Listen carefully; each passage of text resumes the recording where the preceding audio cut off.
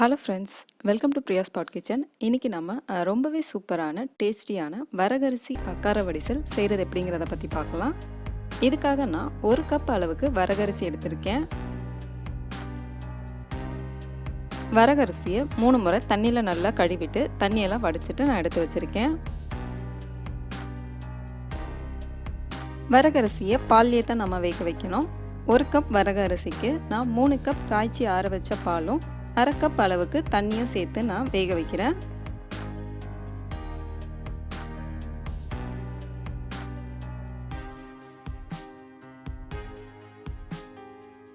மிதமான தீயில வேக வச்சு எடுத்துக்கலாம். அடிக்கடி கிளறி விட்டுக்கிட்டே இருங்க, இல்லைன்னா அடி பிடிச்சிரும்.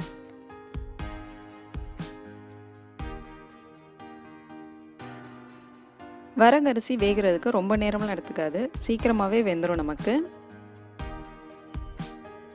இப்போ பால் நல்லா பொங்கி வந்ததுக்கப்புறமா நம்ம கொஞ்சமாக குங்குமப்பூ சேர்த்துக்கலாம். இது நமக்கு நல்ல ஃப்ளேவர் கொடுக்கும்.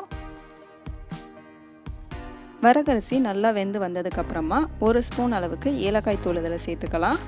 இனிப்பு சுவைக்காக நான் நாட்டு சக்கரை சேர்த்துருக்கேன். 1 கப் வரகரிசிக்கு நான் 1.5 கப் அளவுக்கு நாட்டு சக்கரை சேர்த்துருக்கேன்.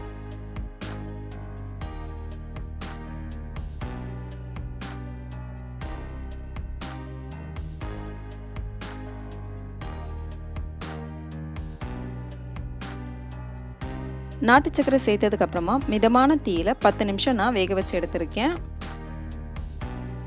ஒரு பிஞ்ச் அளவுக்கு உப்பு சேர்த்துக்கோங்க, அது நமக்கு இனிப்பு சுவையை அதிகப்படுத்தி காட்டும். இப்போது இதில் நம்ம கடைசியாக நெய் சேர்த்து நல்லா கலந்து விட்டுட்டு இறக்கி வச்சிடலாம்.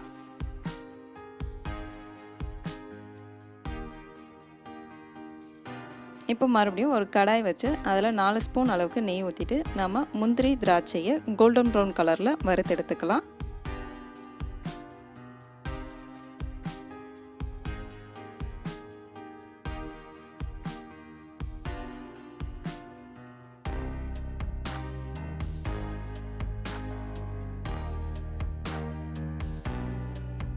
வறுத்த முந்திரியும் திராட்சையும் நாம் இப்போ இதில் சேர்த்து ஒன்றா கலந்து எடுத்துக்கலாங்க.